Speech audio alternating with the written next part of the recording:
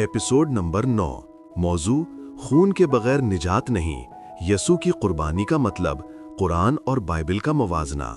दोस्तों, हमने पिछले एपिसोड में देखा कि यसू को वाकई सलीब दी गई और वो तीसरे दिन जी उठे। लेकिन आज सवाल ये है, ये सब क्यों हुआ? क्या खुदा को इंसान के खून की जरूरत थी, या इस कुर्बानी में कोई रूहानी राज छुपा है? आइए कुरान और बाइबल दोनों की रोशनी में देखते हैं कि निजात के लिए खून क्यों जरूरी है। कुरान का नजरिया। कुरान में कुर्बानी का तस्वर कई जगह जिक्र हुआ है। सूरत उस-साफ़ात 37:107। और हमने इसके बदले एक बड़ी कुर्बानी फिदिया में दी। ये आयत हजरत इब्राहीम के वाक़े की है, जब खुदा ने हजरत इस्माइल के बदले एक दुम्बा फिदिया में दिया। सूरतुल माइदा 5:27। आदम के 2 बेटों का किस्सा पढ़ो, एक की कुर्बानी कबूल हुई और दूसरे की कबूल ना हुई। ये जाहिर करता है कि खुदा के हुजूर कुर्बानी का उसूल इब्तिदा ही से मौजूद था। सूरतुल हज 22:37।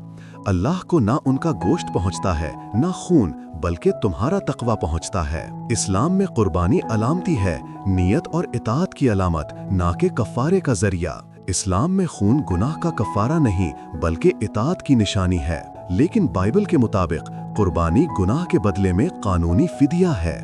बाइबल का नजरिया। इब्रानियों 9:22। खून बहाए बगैर गुनाह की माफी नहीं। ये जुमला पूरी बाइबल के कुर्बानी के निजाम को समेट देता है। अहबार 17:11।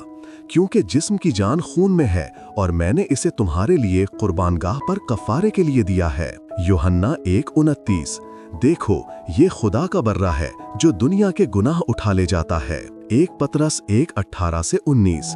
तुम फानी चीजों से नहीं, बल्कि मसीह के कीमती खून से मुखलिसी पाए हो। रोमियो 5:8-9। जब हम गुनाहगार ही थे तो मसीह हमारे लिए मर गया, बस हम अब इसके खून के वसीला से रास्तबाज ठहरे हैं। पुराने अहदनामे में जानवरों की कुर्बानी गुनाह का आर्जी कफारा थी, लेकिन यसू की कुर्बानी आखिरी और कामिल फिदिया थी, एक बार हमेशा के लिए। खुदा को खून की जरूरत नहीं, मगर इंसान के गुनाह के सबब मौत का कानून कायम है। यसू ने अपने खून से अदल को भी पूरा किया और रहम को भी जाहिर किया। वो सिर्फ मरे नहीं, बल्कि गुनाह की कीमत अदा की ताकि हम जिंदा रहें। यूहन्ना 19:30। यसू ने कहा, तमाम हुआ, यानी फिदिया अदा हो गया, निजात मुकम्मल हो गई। दोस्तों, खुदा का मंसूबा शुरू से यही था कि इंसान अपने गुनाहों से पाक हो, मगर अपने जोर से नहीं, बल्कि खुदा के फजल से। यसू ने वो कुर्बानी दी जो कोई और नहीं दे सकता था। यही है निजात का पैगाम, खून के बगैर माफी नहीं। इफसियों 1:7।